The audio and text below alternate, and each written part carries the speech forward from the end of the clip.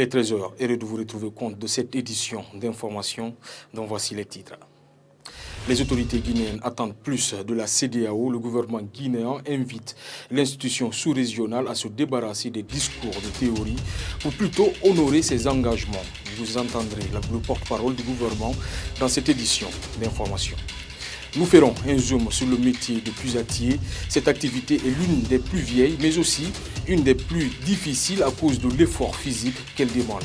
Pour en savoir davantage, notre rédaction a rencontré un homme âgé de 56 ans qui exerce cette activité depuis 26 ans maintenant. Reportage à suivre dans un instant. C'est tout pour les titres, les détails dans un instant.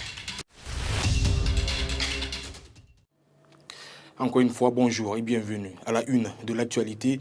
Transition en Guinée, les autorités demandent plus à la CEDEAO. Le pouvoir de Conakry invite l'institution sous-régionale à se débarrasser des discours de théorie pour plutôt honorer ses engagements. Suivez le porte-parole du gouvernement au micro de nos confrères de la DCI.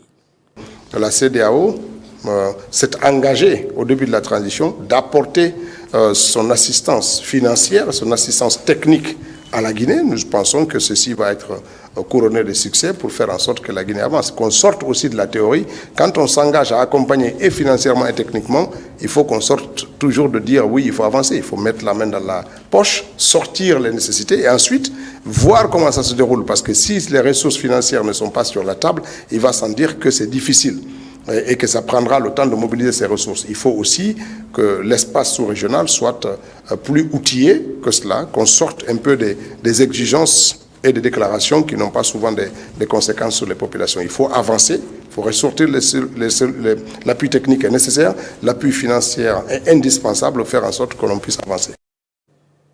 Restons toujours dans l'actualité. Une procédure judiciaire est engagée contre le président déchu par les parents des victimes de tueries lors des manifestations en Guinée. Alpha Condé est reproché d'avoir commis des faits d'assassinat, de torture, de destruction de biens privés, entre autres. Mais jusqu'à date, les plaignants dénoncent la lenteur du dossier au niveau de la justice. Morsire Kamara, Ansoubaïlo Baldé et Aïcha Kamara. Mamadou Diamba a perdu son fils qui s'appelait Mamadou Kababa en 2020. C'était lors d'une manifestation au lendemain des élections législatives du 22 mars sous le régime du président Alpha Condé. Comme plusieurs autres parents des victimes des tueries, le père de Mamadou Kababa a porté plainte contre Alpha Condé pour, dit-il, demander justice et réparation. Mais depuis 2021, année à laquelle il a intenté cette action judiciaire contre le président déchu, la procédure est au ralenti, selon ce père de famille. On a fait plainte contre Alpha Condé. Donc nous voulons que la justice soit certifiée ça. Nous voulons on demande l'État de nous aider ça encore pour suivre le dossier. C'est ça que nous voulons, l'heure actuelle. Mais jusqu'à présent, ça s'est calmé. Il n'y a personne qui nous a dit on va faire ça tel mois ou bien telle semaine. Ils sont laissés. Pourtant, la procédure connaît une nette avancée au niveau de la justice, selon Maître Kerno Suleiman Baldé, avocat en charge du dossier. Sauf que l'avocat dit regretter la tentative de sabotage du dossier par certaines personnes. La procédure est assez avancée. On a auditionné assez de victimes au niveau de la région de Conakry. Et la procédure va continuer.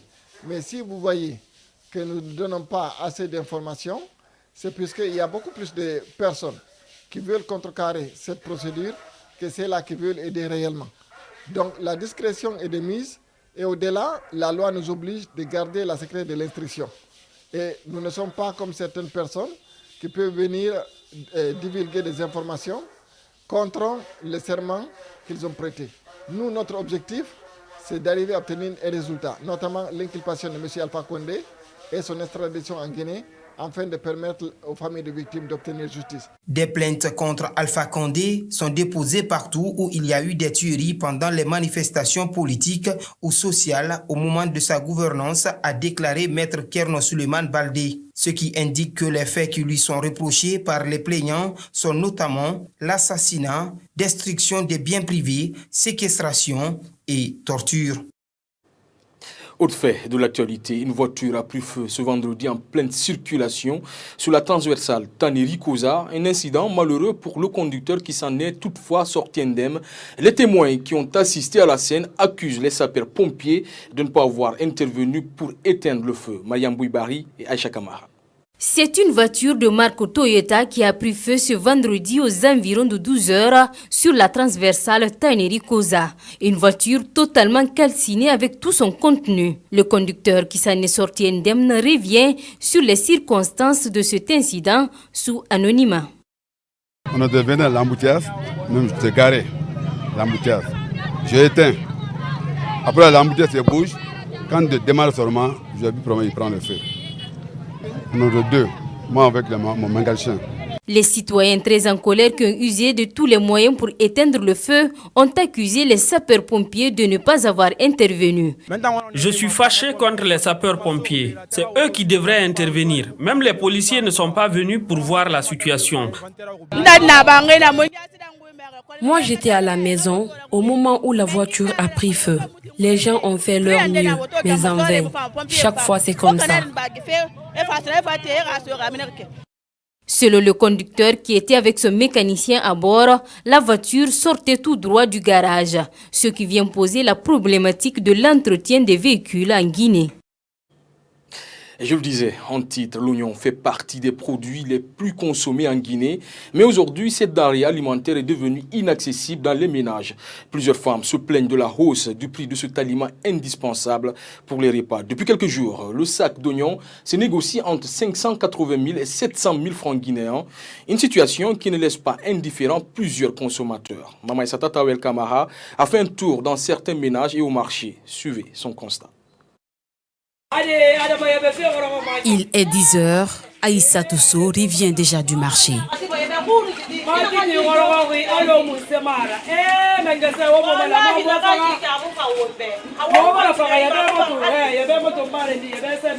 La quarantaine habite à Yimbaya École, située dans la commune de Matoto.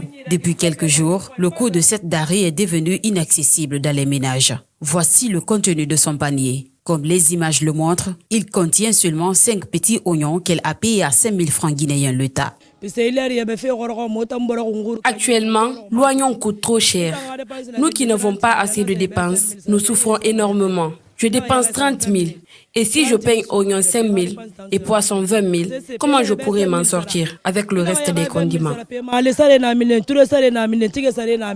De là, nous voici au marché de Yimbaya. Ces tas d'oignons qui étaient autrefois vendus à 2 000 francs guinéens sont aujourd'hui revendus à 10 000 francs guinéens selon des observateurs. Aïcha Kamara est vendeuse d'oignons dans ce marché. Depuis le matin, elle n'a eu qu'une seule cliente. Cette dernière ne se voit plus continuer dans ce business. Nous souffrons. Actuellement, nous payons les sacs d'oignons à 900 000 ou 800 000 et voire même 650 000 francs guinéens. Quand on achète à ces prix, des fois tu ne gagnes rien. Et les clientes qui viennent préfèrent payer de l'aubergine et des choux. Je veux vraiment arrêter ce commerce. Après 5 ans passés dans la vente d'oignons, Seydou Kamara a préféré se lancer dans une autre activité à cause de la cherté du prix.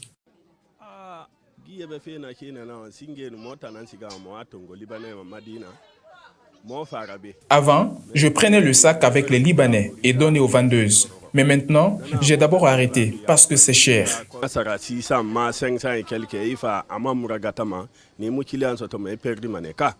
Le prix actuel du sac d'oignons dépasse tout entendement. Dans tout ce marché, nous n'avons vu aucun sac d'oignons, ce qui prouve à suffisance la hausse du prix de cette denrée alimentaire.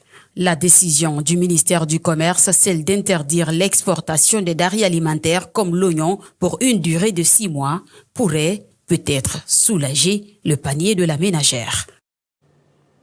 C'est un métier qui existe depuis la nuit des temps. Il est parmi les plus difficiles à cause de l'effort physique qu'il demande. Il s'agit bien de la profession de puisatier. Des hommes continuent à pratiquer ce métier à risque. Dans ce reportage que nous allons vous proposer, vous comprendrez la souffrance d'un homme âgé de 56 ans qui exerce cette activité depuis 26 ans maintenant. Il a été rencontré par Mamadou Tanouba. Suivez. Ousmane Souma pratique l'un des métiers les plus difficiles au monde.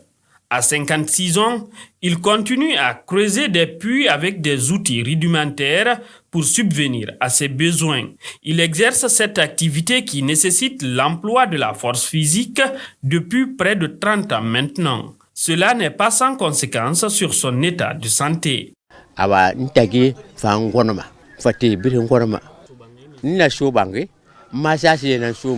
Après une longue journée de travail, j'ai souvent mal partout sur le corps. Quand je rentre le soir, ma femme me fait un bon massage. Les roches d'ici sont très dures à écraser. Plusieurs puisatiers ont abandonné ces chantiers.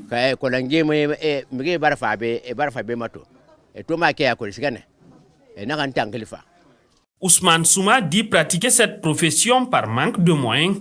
À son âge, il est père de 6 enfants et marié à 2 femmes.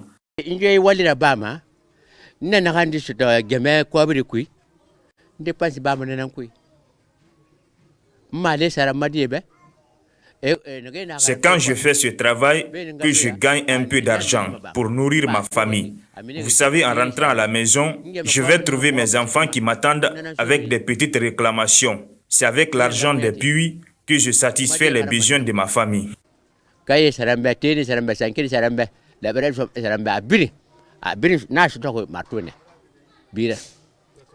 En attendant d'obtenir mieux que cette profession de puisatier pour son âge avancé, Ousmane Souma n'envisage pas d'aller à la retraite pour le temps que ses aptitudes physiques ne lui permettent. Ainsi prend fin cette édition d'information. Merci à toutes et tous de l'avoir suivi et bonne suite de programme en notre compagnie.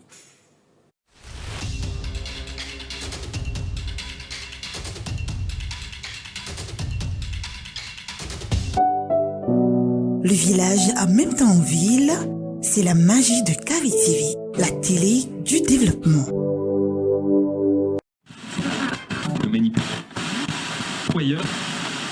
La meilleure fréquence, c'est la 89.5. Kavi FM, la radio du développement.